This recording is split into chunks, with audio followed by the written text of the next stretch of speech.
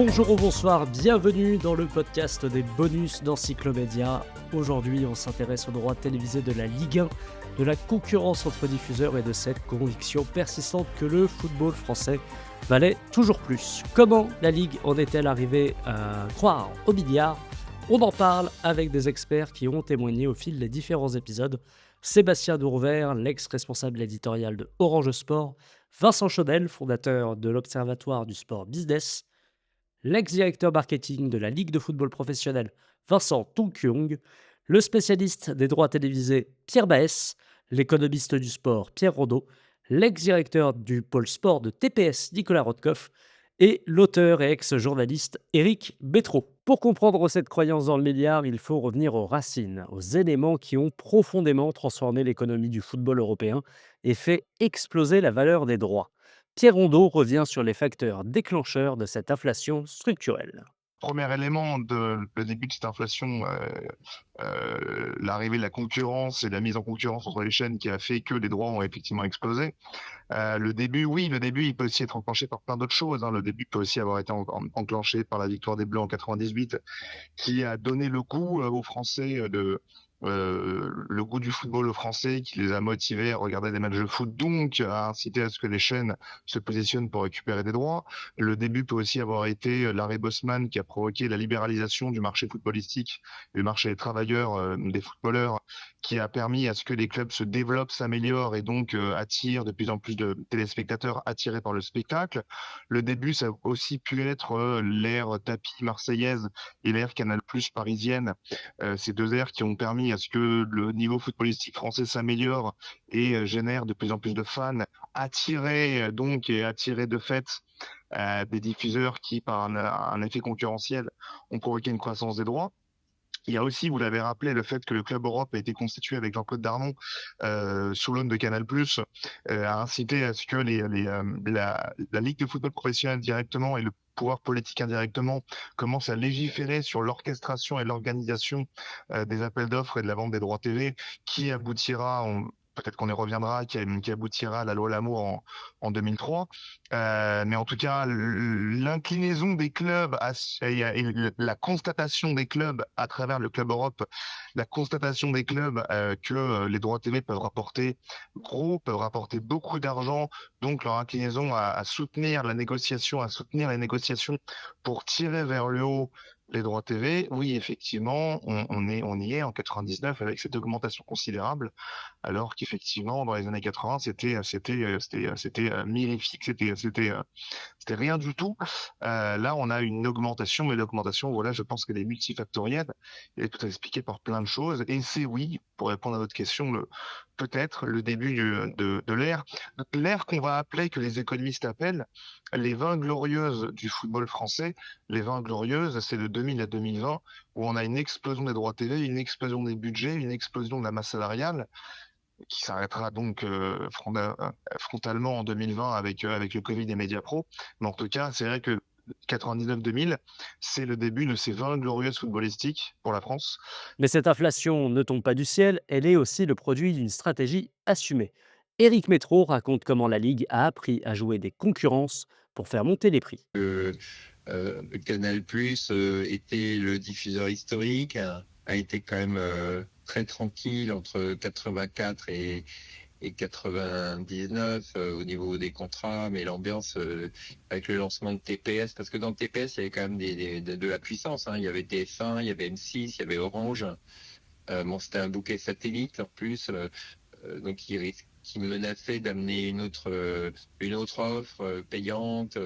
Et c'est vrai qu'ils ont pratiqué à l'échelle de l'époque une surenchère sur la D1 et la Ligue a joué avec ça. De toute façon, la Ligue, elle a toujours joué des concurrences pour faire augmenter les tarifs jusqu'à après certains déboires plus récents ou à ce petit jeu de vouloir toujours plus avec toujours plus de partenaires. Ils se sont brûlés les ailes. Si l'inflation est européenne, le cas français, lui, est particulier. Pierre Naès explique pourquoi la France n'a pas connu 20 ans de hausse continue et comment on a fini pour arriver à Mediapro. D'abord, je tiens à préciser qu'en France, on n'a pas 20 ans d'inflation. Comme je l'ai dit, début des années 2000, on est arrivé à un niveau qu'on ne va plus trop dépasser jusqu'à Mediapro, en fait, hein, ce qui provoque une frustration incroyable chez les dirigeants de la Ligue qui se plaignent à tour de bras du monopole de Canal et blablabla. Et blablabla. Ceci, d'ailleurs, permet de resituer le contexte où Mediapro arrive avec une offre dingue. Et pour tous ces présidents, et le président de la Ligue, Kio à l'époque, c'est formidable. On a enfin mis le monopole de Canal par terre. On a enfin trouvé un concurrent. Donc on peut comprendre après coup à quel point, comment on va dire, l'empressement de signer avec Mediapro était grand, les faisant oublier les plus élémentaires mesures de sécurité financière, comme une garantie solide. Le business de la télévision à péage, comment on va dire dans le business de la télévision à péage, particulièrement sportive, vous avez des compétitions premium, hein, desquelles vous ne pouvez pas vous passer si vous entendez convaincre des gens à s'abonner à votre service. Dans le jargon de la télévision à péage, on appelle ça des must-have. Okay, à côté de ça, vous avez des nice-to-have. La stratégie de Canal, au départ, c'est d'avoir tout.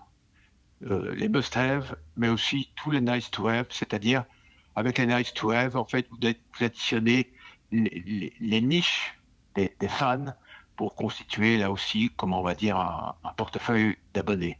Au fil du temps, les must-have sont devenus de plus en plus chers pour les télévisions à péage. Ils ont dû faire des choix et se débarrasser des nice-to-have. C'est un phénomène qu'on voit tout aussi bien chez Sky en Angleterre, par exemple. Et donc, à ce moment-là, évidemment, vous accentuez votre dépendance par rapport, dans votre business de télévision à péage, par rapport à ces compétitions must-have. Qui dit dépendance dit que vous êtes là en face d'un monopole et que donc le monopole va profiter de cette dépendance pour tirer les prix vers le haut. Et donc, pour ces acteurs de télévision à péage, l'enjeu, c'est de réduire cette dépendance. En fait. Et donc, c'est de pouvoir proposer suffisamment à votre abonné pour celui qui n'est pas abonné s'abonne, mais surtout, dans le cas, par exemple, de Canal+, mais aussi de Sky, qui ont déjà un portefeuille important d'abonnés, c'est surtout pour qu'ils ne partent pas. Canal, vous savez, surveille la température de satisfaction, on va dire, de ses abonnés quotidiennement. Et donc, pour eux, ben voilà, il est essentiel que le désabonnement soit réduit au maximum. Mais d'un autre côté, s'ils ont l'occasion, s'ils ont l'opportunité de réduire leur dépendance par rapport à l'une ou l'autre compétition, même acteur majeur, eh ben, ils le feront. Et donc, avec la Ligue 1, ils ont vu l'opportunité de le faire et ils l'ont fait.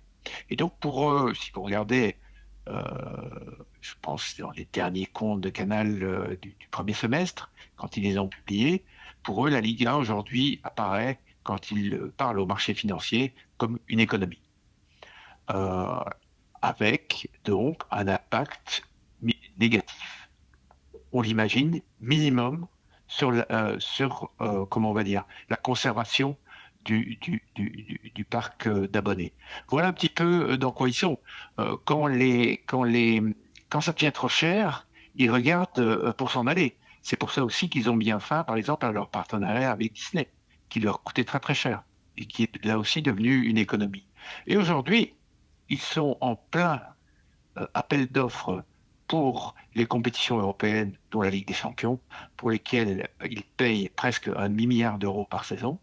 Et certainement, s'ils ont l'occasion, là aussi, de réduire leur dépendance d'une manière ou d'une autre, ils ne vont certainement pas tourner le dos à ces compétitions parce que c'est important pour les abonnés aujourd'hui, mais peut-être de réduire cette dépendance en achetant moins et en payant moins cher, ils regarderont ça de très près. Je crois que le foot a aussi pâti de ça, d'être parti dans le toujours plus. Du coup, maintenant, aujourd'hui, il se retrouve avec toujours moins. Puis Canal a repris le pouvoir en 2004, exit TPS, puis après, il y a Orange Sport qui est arrivé, après, il y a eu beIN Sport qui est arrivé.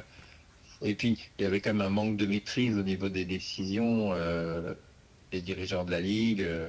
Et c'est vrai que là, aujourd'hui, bon, entre-temps, il y a eu aussi l'arrivée de Mediapro. Oui.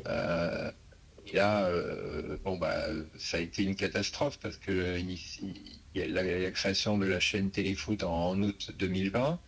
Et puis, 4 mois après, ils annoncent qu'ils arrêtent parce qu'ils ne peuvent pas payer les droits qu'ils sont engagés à payer.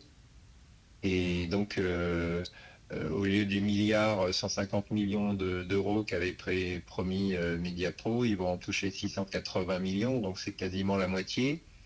Et là, après, c'est qu'arrive en Scylla, il y a Amazon qui récupère les lots de Mediapro, il y a DAZN qui arrive, et ils se retrouvent à acheter 8 matchs pour 400 millions. Donc on voit bien qu'il y a une dégradation déjà du chiffre d'affaires, mais DAZN à nouveau arrête parce qu'ils n'ont pas assez d'abonnés. En fait, j'ai l'impression que non seulement il y a eu cette volonté de multiplier les renversements d'alliances, d'aller toujours chercher plus des nouveaux partenaires pour monter, avec ce fantasme du milliard d'euros annuel. Mais en plus, dans les choix de partenaires, on peut se poser des questions.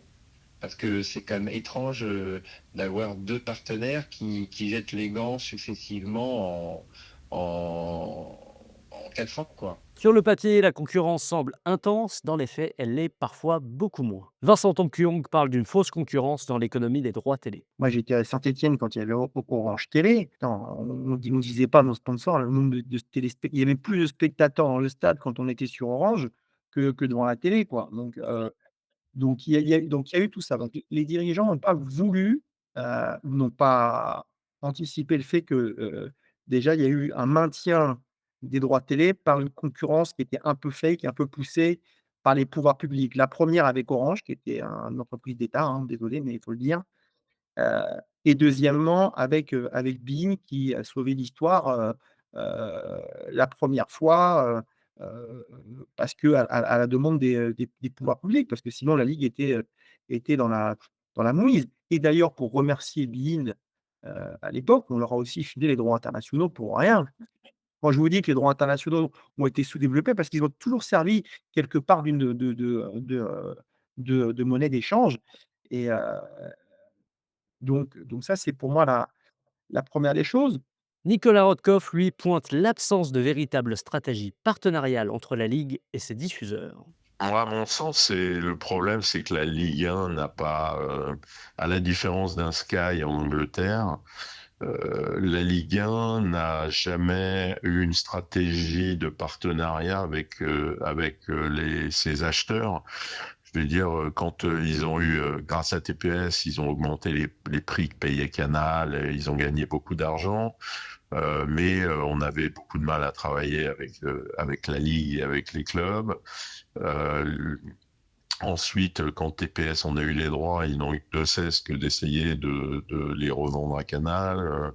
Après, ils ont eu Canal qui a mis 600 millions, ils n'ont essayé que de trouver quelqu'un d'autre pour piquer les droits à Canal. C'est-à-dire que plutôt que d'essayer de développer un partenariat sur le long terme avec un ou deux partenaires qui sont satisfaits des droits parce qu'ils ont des abonnés, ils ont des revenus, etc.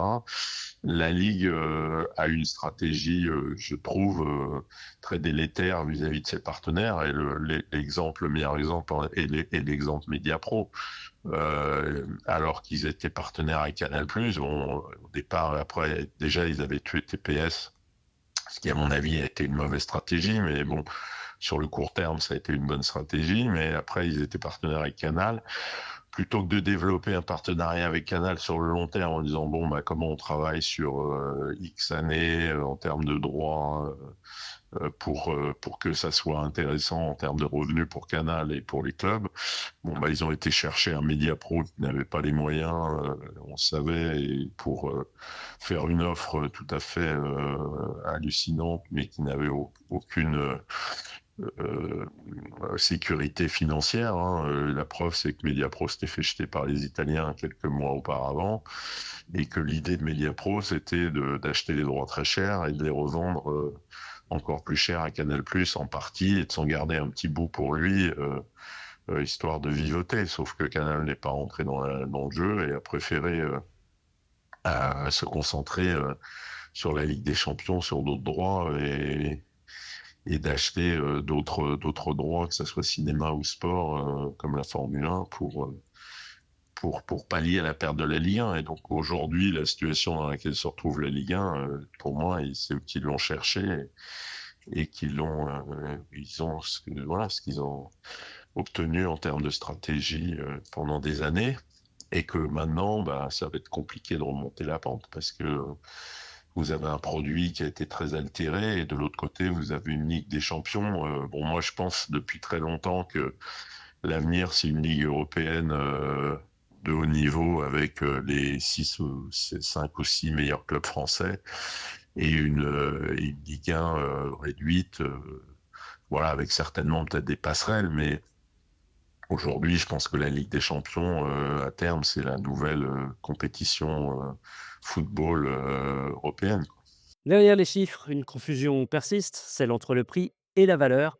Pour Pierre Rondeau, la croyance dans le milliard ne vient pas de nulle part. Déjà, premier élément sur cette espèce de croyance en une Ligue 1 valorisée à 1 milliard, elle vient pas de nulle part.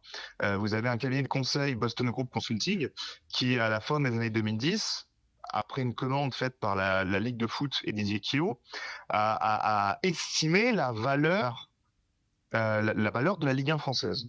Et c'est un groupe américain, voilà, un groupe d'études américain plutôt sérieux, Boston Group Consulting, qui en arrive à la conclusion que parce que pouvoir d'achat, parce que popularité, parce que niveau de jeu, parce que tout plein d'éléments et tout plein de facteurs particuliers, ils en arrivent à la conclusion que la Ligue 1 française devrait être valorisée entre 800 et 1 milliard 200 millions d'euros.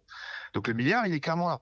Alors, on va dire que c'est la marge d'erreur. Si on a une estimation entre 800 et 1 milliard d'euros, bah, on se met au milieu et le milieu, c'est le milliard. Donc, le milliard, il va être économiquement justifié par une boîte de consulting, une boîte de conseil sérieuse qui, avec plein de paramètres différents, plein de facteurs différents, plein d'arguments différents, justifie une valorisation à 1 milliard. Et cette valorisation à 1 milliard, dans l'esprit des dirigeants, elle devient justifiée et justifiable. Donc, il faut l'attendre. Mais encore faut-il un public prêt à suivre. Peu de gens le disent ou acceptent l'idée, mais on n'est pas un pays de supporters. On n'est pas un pays de supporters parce que sinon, on se comporterait autrement. Là, je vais arriver sur la situation du moment. Quand je parlais du milliard et qu'on se posait la question sur le milliard, est-ce que les droits télé de la Ligue 1 valent 1 milliard? Je disais, moi, en fait, avant de savoir si si la Ligue 1 vaut 1 milliard, la question c'est de savoir si le marché est capable de supporter le milliard. Et oui, le marché français est capable de supporter le milliard. Il est capable parce que, en fait, on a le nombre d'abonnés à la télé payante en France et le montant que les Français payent à la télé payante est comparable à l'Allemagne, l'Italie ou l'Espagne. Je mets le marché anglais un peu de côté. Et à partir du moment où il est comparable, c'est-à-dire qu'il est capable de supporter le même type d'investissement. Sauf que il n'est plus du tout capable de payer 1 milliard, ce marché, si on se met à dos l'acteur majeur qui est le groupe Canal+, ce que la Ligue a fait. Et donc c'est à partir de là que les gros problèmes commencent. Et donc ça c'est le premier point. Le marché peut supporter le milliard. Maintenant, il peut pas le supporter sans son acteur majeur. Ok. Imaginons que la Ligue ne se soit pas mis à dos au Canal et qu'elle ne soit pas dans un bras de fer juridique avec Canal. Ça pourrait. Maintenant, reste à savoir si le consommateur final, l'abonné, est prêt à payer le juste prix pour pouvoir permettre à un diffuseur de payer le milliard. Et c'est là que ça coince. Quelques exemples. DAZN achète la Serie A 700 millions d'euros. La Serie A, c'est l'Italie, c'est 57 millions d'habitants. Ok. Et dans la foulée, il propose 500 millions puis 400 millions d'euros pour acheter la Ligue 1 en France, 67 millions d'habitants. Oui, mais alors c'est soit parce qu'ils n'avaient plus d'argent, soit parce qu'ils estimaient que le marché français pourrait payer moins que le marché italien. Et à ce moment-là, on peut se pencher sur ce sujet exactement. On va regarder, on va se rendre compte que en France, au moment où on se parle, on a 15 euros pour Ligue 1+, plus 15 euros pour Beansport. Donc ça fait en gros 360 euros à l'année pour voir toute la Ligue 1. Chez nos voisins, Bah, c'est 600 en Italie, c'est 720 en Allemagne, c'est 900 en Angleterre et c'est 1300 en Espagne. Donc, l'arrêté, c'est qu'en fait, les Français sont pas prêts à payer plus pour voir leur propre championnat. Et ça, c'est un vrai sujet. Mais admettons que ce soit pas une question uniquement d'argent. Je prends un exemple récent hein, sur les matchs de qualification, les récents matchs France-Ukraine-France. Ukraine-France sur TF1, ça fait 4,8 millions de téléspectateurs. C'est gratuit. Israël-Italie, qui est à peu près du même niveau, hein, on n'est pas sur un choc. Le même week-end, sur de la télé aussi accessible au plus grand nombre, 7 millions de téléspectateurs. Donc ça veut dire qu'en fait, on a moins de Français qui ont envie de regarder du foot, même gratuit, que nos voisins. Donc le sujet, c'est qu'on est probablement moins supporters. Et il suffit de regarder aussi, je vais vous donner un autre exemple, dans le Big Five, dans les 5 grands championnats, on est celui qui a le moins de spectateurs de moyenne par match. Mais à la limite, pourquoi pas? Mais la Bundesliga 2, la deuxième, nous on est à 27 000 spectateurs de moyenne en Ligue 1. La deuxième division, la Bundesliga 2, est à 30 000. Notre deuxième division, nous, elle est à 8 000. Donc on a un sujet de supporterisme. Euh, et ça, forcément, bah, ça impacte. Ça impacte le marché. Comment Canal+ en est venu à se retirer de la Ligue 1? Les explications de Vincent Chaudel. Canal a été obligé de se dire ça parce que la Ligue lui a tourné le dos. Elle lui a tourné le dos en 2 temps. Appel d'offres Mediapro. C'est-à-dire qu'en fait, je reviens sur mon point, à partir du moment où, on va dire autour de 2006, à partir du moment où Canal achète et reconstitue une exclusivité qui lui coûte 650 millions d'euros par an, euh, et ça lui permet d'absorber TPS, Canal se dit à ce moment-là, on a atteint un sommet. Maintenant, je suis assez open à l'idée de ne plus être obligé de payer tout seul.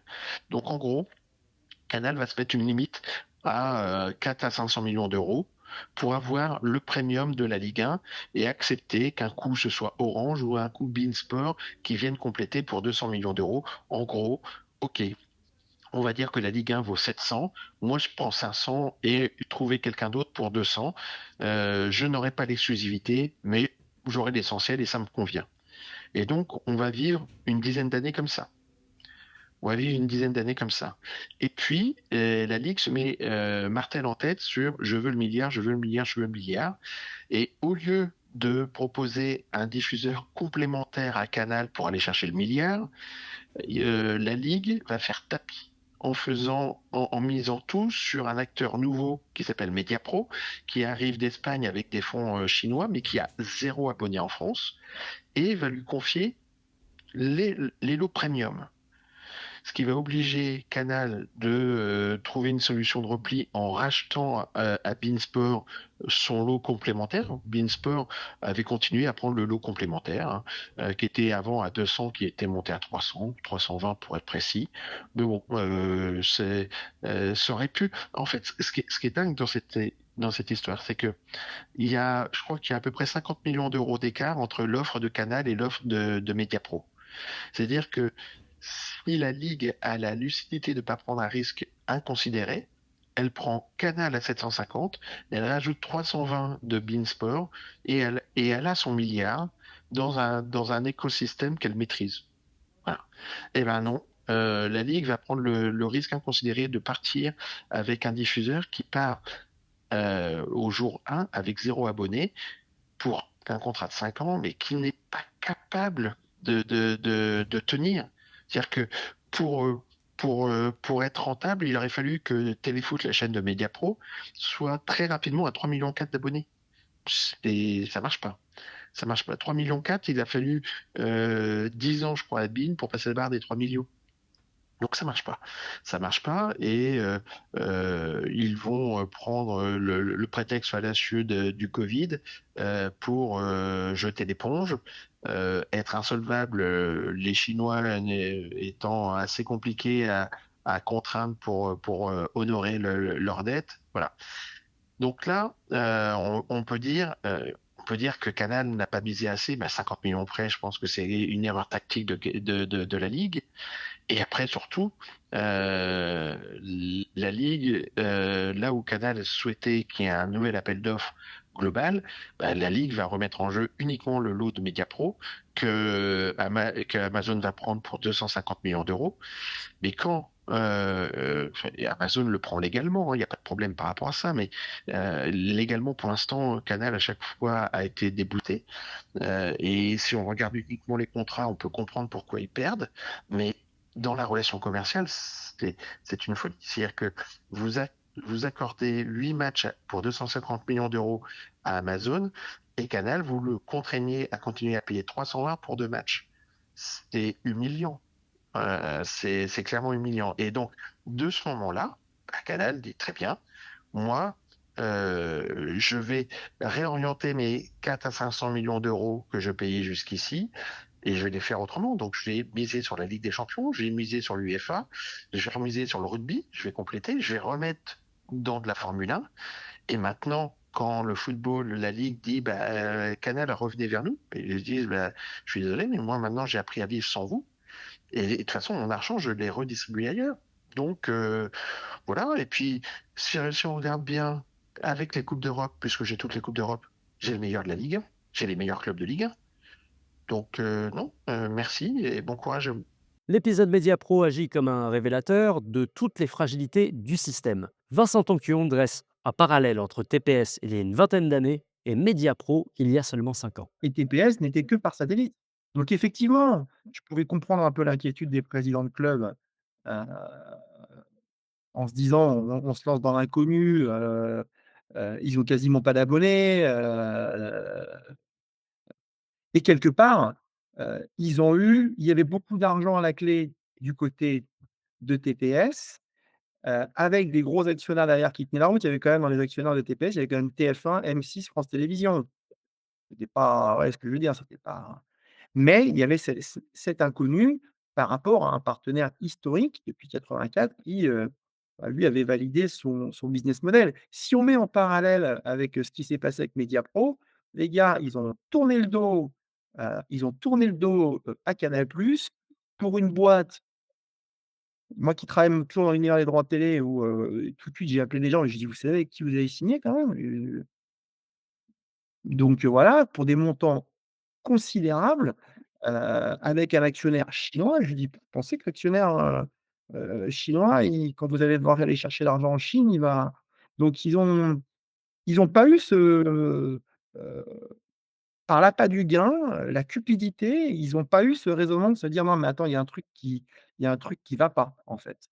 Heu, à cette époque-là, ils se sont quand même dit: «Ouais, mais c'est quand même dingue, on risque de perdre la visibilité par rapport à nos sponsors, ça peut être un problème», et donc il y a eu ce truc et puis en fait, je pense que c'est pas par, alors il y avait un côté quand même pour certains qui étaient intrigués et qui étaient, embêtés par cette histoire de risque de perte de visibilité, et puis il y en a d'autres en fait qui essaient de trouver n'importe quel argument pour essayer de remettre Canal+ dans la dans dans la boucle. Voilà, donc je dirais qu'au bout du compte, heu TPS à l'époque aurait vraiment dû gagner, hein, de très, très loin, si on avait respecté une logique. Mais au bout du compte, ce Yalta des droits médias a été, probablement la meilleure des choses qui puisse arriver à la ligue parce que les clubs gagnaient plus d'argent, ils avaient une meilleure exposition sur les 2 plateformes, le championnat idem, heu et puis, et puis voilà, avec les 2 opérateurs qui à l'époque étaient, les seuls qui faisaient de la télévision payante, que l'OTT n'existait pas, l'internet existait était balbutiant, donc voilà. 25 ans plus tard, on est sur des droits de la Ligue 1 qui sont valorisés aux alentours de 350-400 millions d'euros à peu près, quand on Mmh. les calcule avec DAZN et beIN. Vous l'expliquez comment le fait que la Ligue 1 n'attire plus vraiment des masses? C'est que les diffuseurs, on a quand même des GAFA, on a toujours Canal qui est dans le jeu, on a beIN qui a quand même un actionnaire, qui a pas mal d'argent et la Ligue 1 n'attire plus des sommes, faramineuses depuis Mediapro. Vous l'expliquez comment ça? Bah, déjà, je dirais que pour moi, je retiendrai pas, la somme faramineuse de Mediapro puisque c'était une somme qui était fake au bout du compte, hein, puisqu'en fait, c'était une société qui avait quand même garanti plus d'1 milliard? Non, c'est ça? 1 milliard. 1 milliard dans un nouveau marché. C'est ça qui est lunaire. On a quand même des gens qui sont à la tête de la ligue, qui sont des chefs d'entreprise et il y a une boîte espagnole qui, à l'époque, faisait à peu près, faut regarder les chiffres, mais 2 milliards d'euros de chiffre d'affaires au niveau global, de chiffre d'affaires, pas de rentabilité, de chiffre d'affaires. Elle avait un bilan, je sais pas, qui était, je sais plus combien a été le haut de bilan et qui va vous mettre, plus d'1 milliard d'euros, plus plus de la moitié de son chiffre d'affaires dans un nouveau marché sans abonnés et les mecs, ils y vont les yeux fermés et ils demandent des garanties. Finalement, ils ont eu des garanties d'une SARL créée, enfin, des fausses garanties en plus. C'est-à-dire qu'ils vont bon, donc ça, c'est la première des choses. Donc moi, je pense qu'il y a, la vraie problématique, si vous voulez, c'est que les dirigeants n'ont pas vu, le danger venir. C'est qu'à un moment donné, on ne peut pas demander, souvent on disait: «Les droits télé vont pas grimper aux arbres». Éric Métro revient sur l'arrivée du fonds d'investissement luxembourgeois CVC en 2022. Ce qui m'a fasciné aussi, c'est l'épisode avec CVC, le fonds d'investissement luxembourgeois, qui arrive à la rescousse euh, au printemps 2022. Hein. Donc là, on est juste après que Amazon récupère les lots de Mediapro, avant l'arrivée de DAZN, et c'est déjà le binge le plus total. Et avec cette idée de dire, bah voilà, on vous donne 1,5 milliard d'euros, mais on va prendre 13% de vos revenus à vie. C'est quand même de la folie pure. Et en plus, là où on voit l'absence de maîtrise totale de la Ligue, c'est que non seulement CVC qui fait son premier versement de 600 millions d'euros à l'été 2022, et bing, il y en a 200 millions pour le PSG de Nasser El Khalifi, donc 17% du total du milliard et demi. Et moi, j'ai appris récemment que le PSG, enfin Nasser, le QSI, voulait 30%. C'est-à-dire que vous avez un club dominant qui est déjà de loin le plus riche, qui a un fonds souverain derrière lui. Donc bon, je veux bien qu'un sou est un sou aussi pour eux, mais quand même. Et qui alors qu'il y a une espèce de bouée d'oxygène, enfin une bouffée d'oxygène, pardon, inespérée qui arrive pour l'ensemble de son championnat, parce qu'ils ont intérêt quand même à ce que le championnat tienne un peu la route. Le PSG, si c'est pour être les premiers devant 19 clubs qui ont 80 millions de budget, ça va pas le faire. Et là, avec leur position de force et puis leur relation privilégiée avec la Ligue, ils vont au début demander 30%. Je ne comprends même pas qu'on ose faire cette proposition. Ça ne fait qu'accentuer une position dominante à outrance. C'est-à-dire que le plus riche prend 200 millions pendant que les clubs qui sont déjà exsangues, bah, eux, ils vont se prendre, alors, je sais plus combien, j'avais le chiffre, je l'ai plus en tête, mais Le Havre, ils ont dû prendre je sais plus, je vais dire une bêtise, mais genre 10, 15 millions. Enfin, donc il y a une distorsion de concurrence. C'est. Ah bon, moi là, ça m'a complètement estomaqué cette histoire. Aujourd'hui, la Ligue a repris la main avec un modèle inédit, Ligue 1 +, une rupture historique avec les anciens diffuseurs. Revenus insuffisants, modèle fragile, ajustement inévitable, tous s'accordent sur un point, le football français entre dans une nouvelle ère de sobriété. Vincent Tankyong. Il y a pas de salut pour la Ligue.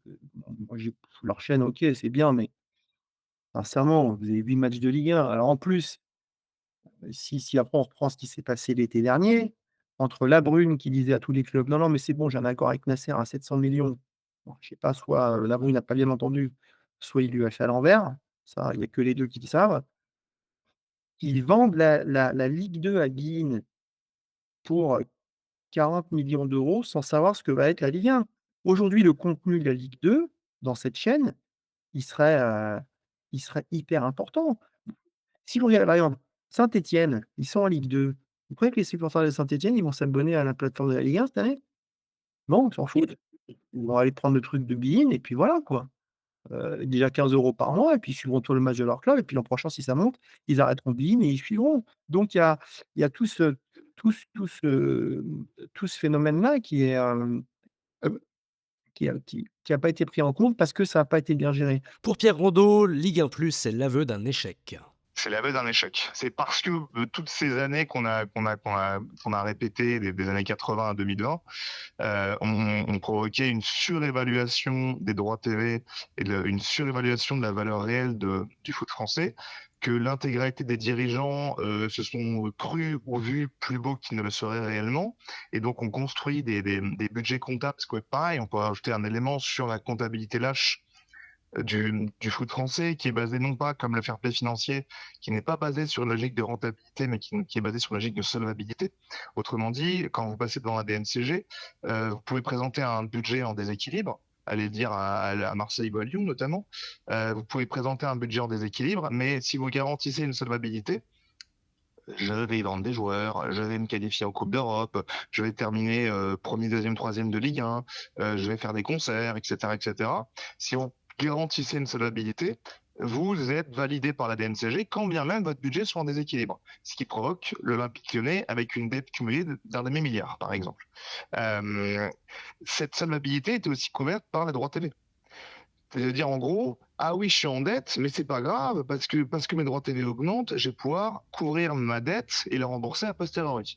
Donc, pendant des années, donc, les clubs, et encore aujourd'hui d'ailleurs, ont vécu au-dessus de leurs moyens et ont laissé faire, ont incité, ont poussé à ce qu'on tire vers le haut les droits TV, donc qu'ils atteignent une valeur supérieure à leur valeur réelle, donc une valeur totalement artificielle, dans leur intérêt, parce que leur gestion en comptabilité lâche. Ils vivaient au-dessus de leurs moyens et ils vivaient au-dessus de ce qu'ils pouvaient réellement dégager en termes de rentrée économique et financière. Donc, l'idée, c'est que la Ligue a toujours demandé à avoir beaucoup d'argent.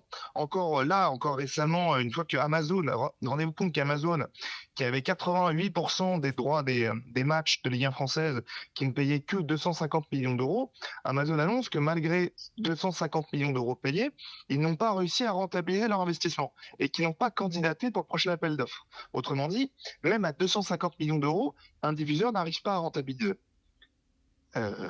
Donc la Ligue devrait se remettre en question et se dire qu'en gros, elle ne peut pas exiger des prêts de réserve ou ne pas annoncer, comme l'a fait récemment Vincent Labrune, que la Ligue 1 peut atteindre 1 milliard. Parce que même à 250 millions d'euros, un diffuseur, notamment Amazon, n'arrive pas à rentabiliser. Donc je répète, quand je vous dis aveu d'échec vis-à-vis de Ligue 1+, c'est juste que pendant trop longtemps, la Ligue a vécu au-dessus de ses moyens et s'est crue plus belle qu'elle ne l'était réellement.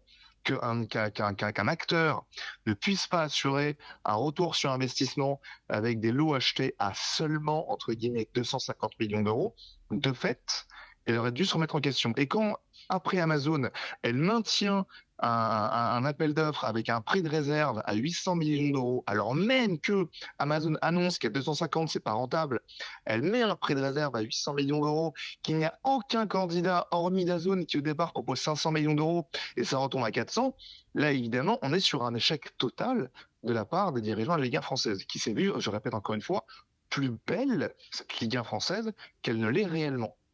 Que DAZN arrive, au final, pour seulement 400 millions d'euros pour 8 matchs sur 9, que Bein arrive un peu comme un sauveur en mode « moi je vais sur 79 millions d'euros, mais j'ai qu'un match, et encore je suis un peu maltraité, mais je vous paye si j'ai envie de vous payer », que DAZN arrive avec un produit low cost, avec un dossier qualitatif exécrable, et me demande à ce qu'au début ça coûte 40 euros par mois, pour seulement 8 matchs de Ligue 1 française à 40 euros par mois, qu'en plus on a vu à travers je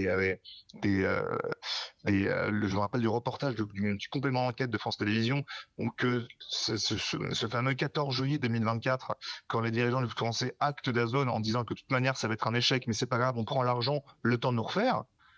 Voilà, on est quand même sur un amateurisme total et sur une incompétence totale de la part des dirigeants qui, au final, se retrouve sans aucun candidat après DAZN, qui était le seul à candidater pour moitié moins que ce qu'il pensait avoir.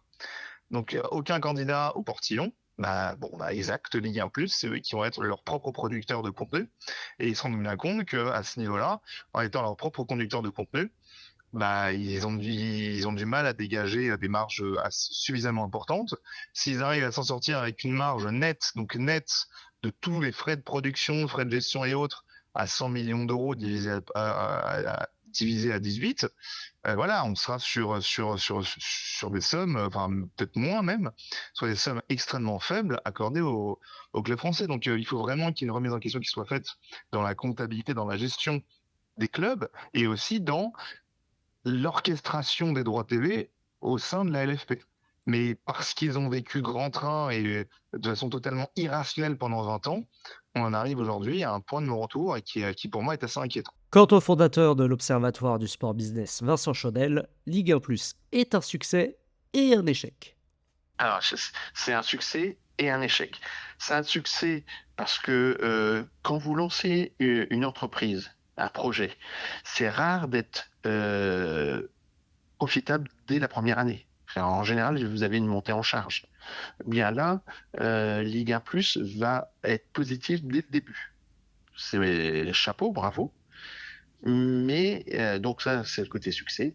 Et ils ont réussi à remonter l'audience. Hein, ils sont à plus d'1 million d'abonnés. Bravo, parce que on est parti du nombre d'abonnés de Canal pour arriver à ceux d'Amazon Prime. Amazon Prime, on était à 1,5 million. Puis on est tombé à DAZN au niveau de 600 000, 700 000. Donc là, ils ont cassé la chute pour remonter et passer la barre du million. Bravo. C'était aussi un sujet majeur de casser la spirale du piratage. La politique tarifaire, il y est pour beaucoup. Hein, le 15 euros, voire moins de 10 euros de 9,99 pour les moins de 26 ans. Ça a permis de casser la dynamique du piratage. Ça, elle a cassé. Il y a encore du piratage, hein, bien évidemment. Mais elle se développe plus. Maintenant, l'enjeu, c'est de savoir si elle se réduit. Ok, très bien. Donc, à ce niveau-là, on pourrait dire succès. On pourrait dire succès, mais je ne dis pas succès parce que la vocation des droits télé dans une ligue, c'est de financer les clubs. Donc, c'est soit vous vendez vos droits à un diffuseur, soit vous les produisez vous-même, mais il va falloir générer suffisamment de cash pour soutenir l'économie des clubs. Bah, juste pour se rendre compte du temps du deal Prime plus Bein payé par Canal, donc enfin exploité par Canal. Un club comme Le Havre, c'était 15 millions d'euros de droits télé pour un budget de 35 millions d'euros en gros. Quand vous passez après à DAZN, vous tombez en dessous des 6 millions d'euros et là, on doit être autour des 2 millions d'euros. Ah oui, mais c'est terrible pour un club comme ça.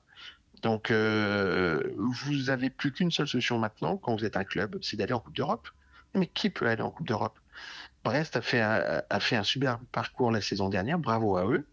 Mais maintenant, ils savent qu'ils doivent gérer la pénurie. Hein, parce que là, ils vont récupérer combien de droits télé cette saison? À mon avis, ils savent pas. Ils savent pas. Donc, en fait, là, je rédige un article dont le titre va être Il faut sauver le soldat Ligue 1. Parce que le soldat Ligue 1, il est en danger. Sa vocation première n'est pas de faire un profit, sa vocation première est de générer assez d'argent pour soutenir l'économie des clubs.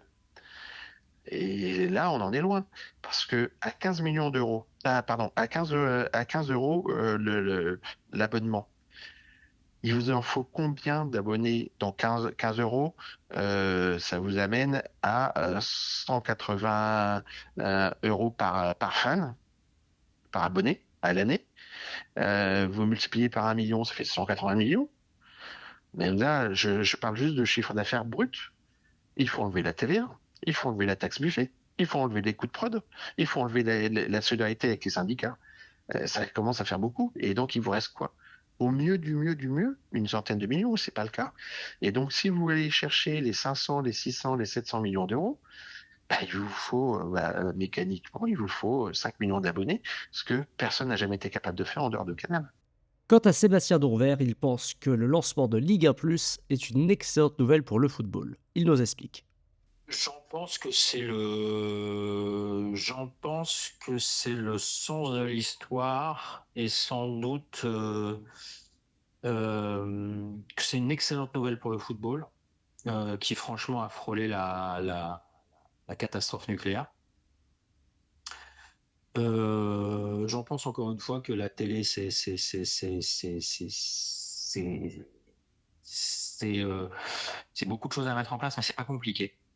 On a des exemples, enfin, on sait ce que c'est qu'un bon match de foot, hein. Je veux dire, on l'a tous vu. Je reparle de Canal, mais c'est la vérité. Voilà. Et que donc, quand on fait les choses de manière simple, en réalité, puis après, il y a aussi une question d'être en phase avec son époque. Peut-être qu'aujourd'hui, les usages, l'habitude des plateformes, le fait que vous savez, ça c'est très important. Nous, avec Orange, par exemple, les gens disaient ça marche pas, hein. Les gens disaient ça marche pas, j'arrive ma box, ça marche pas, nanana, je sais pas où c'est. Enfin, vous voyez ce que je veux dire? Aujourd'hui, les gens, ils ont Netflix, ils ont Amazon, ils ont Disney+, ils se désabonnent, ils se réabonnent, ils envoient le truc, ça passe sur le téléphone, etc. C'est rentré dans les usages, en fait. Donc, une offre comme Ligue 1+, elle est tout à fait logique, mais pour une seule raison, c'est que c'est le droit le plus premium et le plus générateur d'abonnements en France de très, très, très loin. De très, très, très loin. Si demain, vous décidez de faire Pro A+, vous courez à la catastrophe. Vous courez à la catastrophe. Vous allez finir avec un bilan, avec un trou dans la caisse en minimum. Donc voilà, et c'est le bon droit, c'est la bonne époque. Ils savent faire. Je veux dire, les gens qui sont autour de Ligue 1+, sont des grands professionnels de télévision. Voilà. Et on doit tous s'en réjouir. Parce que on a vraiment frôlé la cata. Je crois qu'on a vraiment frôlé la cata et qu'on s'en rend pas compte parce qu'on a l'impression que voilà, que le Ballon d'Or est au PSG, et on voit que le PSG, en fait. On voit que le PSG et l'équipe de France, nous, dans nos têtes. Mais on a frôlé la cata sur le foot. Je sais pas si le public s'en rend compte, mais on a frôlé la catastrophe nucléaire. Puis ça nous a quand même donné des épisodes marrants. Textor, la conf call avec Nasser, tout ça, c'était super marrant à suivre. Il faut pas rire de ça, mais tout ça était quand même vachement fun. Heureusement que ça se finit bien. Heureusement que ça se finit bien parce que c'est ça. Enfin, il y a des clubs qui auraient pu mettre la pièce. On se rend pas compte, hein. Mais on a frôlé un truc. Voilà, on a frôlé un truc pire que ce qui a pu arriver au championnat d'Italie, par exemple. Enfin, bon, voilà. Estimons-nous heureux, a priori, mais c'est encore très fragile, je pense. Encore une fois, c'est des lunettes. Et là, moi, je suis pas qualifié pour vous en parler parce que je suis un mec de contenu, mais ça m'intéresse. Mais vous voyez, c'est comme les compagnies aériennes, quoi. Je lisais un article l'autre jour, American Airlines, ils gagnent $1 par passager. Donc en fait, vous êtes sur des économies où, bah, si vous faites 2 millions d'abonnés, vous gagnez de l'argent, mais si vous faites 1,5 million, peut-être que vous en perdez, j'en sais rien. Donc c'est super, le pricing, les technos que vous utilisez, enfin tout ça, nous, ça nous dépasse, mais voilà, il faut comprendre, parce qu'on a l'impression que le sport c'est waouh, mais il faut comprendre que c'est des économies qui parfois se jouent ouais, à 1 euro, 2 euros sur le prix de l'abonnement. Où ils sont à regarder, à se dire, alors attends, si je mets 14,99, est-ce que les gens s'enfuient? Est-ce que si je mets 17, enfin voilà. Et donc nous, on a l'impression que voilà que c'est champagne.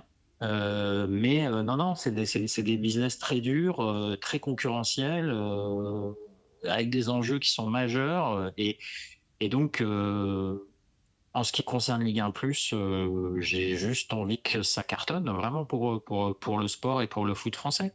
Parce que dans le pire des cas, ben, Ligue 1+ est pérenne et assurera aux fans comment dire, un service de qualité et pour un prix correct. Après, le seul problème de ça, si vous voulez, c'est que vous avez un droit premium qui, entre guillemets, finançait les autres sur des chaînes, et bien entre guillemets, et que ça, vous allez le perdre. Donc voilà, on verra. En tout cas, pour le foot, pour le vaisseau amiral du sport en France, pour la Ligue 1, c'est une bonne nouvelle. Avant de conclure cette émission, j'ai demandé à Pierre Maes, Pierre Rondeau et Vincent Chaudel de résumer 25 ans de droit télévisé de la Ligue 1 en quelques mots. En fait, 4. Donc, dans une phrase, on peut mettre les 4 phases. On est passé du monopole de Canal à une grosse concurrence avec TPS qui a enfin fait monter le niveau des droits pour retourner ensuite finalement à un monopole malgré les concurrents qui ont défilé pendant les années 2010. Vous avez dit Orange, il y a eu BID, il y a eu Altis. Et aujourd'hui, depuis Mediapro, donc c'est la 4e phase. Donc on a monopole, concurrence, monopole, et la 4e phase aujourd'hui qui est la phase de la misère. Depuis l'épisode Mediapro où on va dire les catastrophes finalement se sont enchaînées pour arriver à finalement ce que je prédis dans mon premier livre, c'est-à-dire un niveau de droit TV égal à 0. C'est la chienlit. Voilà, je vais citer le général de Gaulle, c'est la chienlit. Voilà. Excellent. Parce que c'est que, peut-être pas à 25 ans si on va détailler, ce qui n'est pas le cas, mais en tout cas, on va dire les 5 dernières années, c'est vraiment la chienlit. Les 25 dernières, c'est plus calme quand même dans les années 2000, mais sur les 5 dernières, on était vraiment dans un beau bordel. Déjà, un qualificatif, ça serait frustrant. Mais tout le monde s'est trompé dans cette histoire. C'est une longue liste d'erreurs, de rendez-vous manqués. C'est une longue liste de rendez-vous manqués. Désormais, vous savez presque tout sur l'histoire des droits télévisés de la Ligue 1. Un grand merci à l'ensemble des intervenants qui ont participé à cette saga consacrée au football français. Éric Métraud, Pierre Maes, Pierre Rondeau, Vincent Chaudel, Nicolas Rothkopf, Sébastien Dourvert, Vincent Tonkyong et Cyril Dupelot. Si vous souhaitez approfondir le sujet, plusieurs lectures font référence. Sport et télé, les liaisons secrètes d'Éric Métraud, paru en 1995 chez Flammarion, aujourd'hui disponible sur le marché de l'occasion. La ruine du foot français, du Crash Media Pro à la Détroit européenne de Pierre Maes, paru en 2022 aux éditions FYP dans la collection Essais critiques. Et fin de partie pour le foot de Pierre Rondeau, paru en 2021 aux éditions de l'Aube. Je vous recommande également de suivre les travaux de l'Observatoire du sport business, fondé par Vincent Chaudel, pour mieux comprendre l'économie du football et du sport professionnel. Cette émission est à retrouver en version longue, en podcast sur l'ensemble des plateformes d'écoute. N'hésitez pas à vous abonner sur Spotify, Apple Podcasts, Deezer ou votre application habituelle. C'est le meilleur moyen de ne manquer aucun épisode et des contenus inédits. Prochaine émission le 31 janvier, toujours sur Radio Campus Paris 93.9 FM, avec un épisode consacré cette fois-ci à la télévision pour les jeunes. Merci à toutes les équipes de Radio Campus Paris et merci pour votre fidélité. D'ici là, on se retrouve sur encyclomedia.fr et sur nos réseaux sociaux. Très bonne soirée sur notre antenne.